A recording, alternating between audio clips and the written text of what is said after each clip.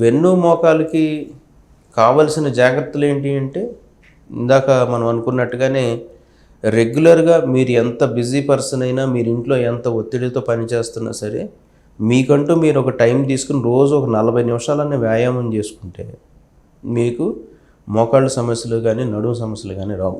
First అన్నిటికన్నా important వ్యాయామం.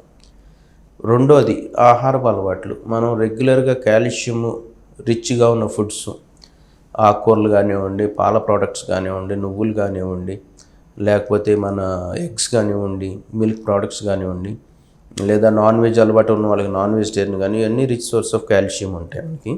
So calcium rich foods తీసుకోవటం, విటమిన్ డి ఎప్పటికప్పుడు చెక్ చేసుకుని తగ్గకుండా చూసుకోవటం.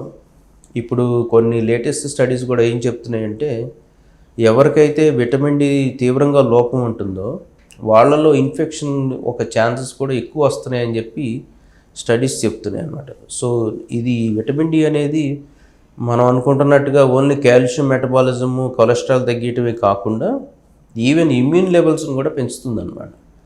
సో ఎవరైతే విటమిన్ డి లోపంతో తీవ్రంగా బాధపడుతున్నారో వాళ్ళల్లో ఇన్ఫెక్షన్ రేట్స్ కూడా ఎక్కువ ఉన్నాయని చెప్పి స్టడీస్ చెప్తున్నాయి అన్నమాట.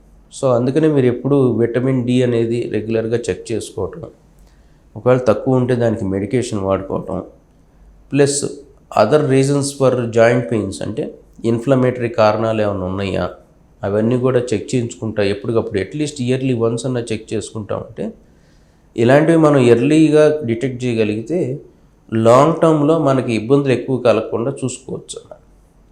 And number 4 life style modification. అంటే ఎక్సర్సైజులు, విటమిన్ డీలు, ఈ ఇన్ఫ్లమేటరీ డిసీజులు కాకుండా మనం వెయిట్ కంట్రోల్లో పెట్టుకోవడం, ఎక్కువసేపు కూర్చునే ఉండకుండా ఉండడం, ఎక్కువసేపు కింద కూర్చోకుండా ఉండడం, మెట్లు ఎక్కడం దిగటం తగ్గించుకోవటం, తర్వాత అధికంగా బరువులు ఎత్తకుండా ఉండడం, తర్వాత ఇండియన్ టాయిలెట్ పొజిషన్లో కూర్చోకుండా ఉండడం, ఇలాంటి ప్రికాషన్స్ అన్నీ తీసుకుంటే ఎక్కువ కాలం పాటు మన నడుము కానీ, మన మోకాలు కానీ మనకి ఇబ్బంది కలగకుండా చేస్తాయి అన్నమాట.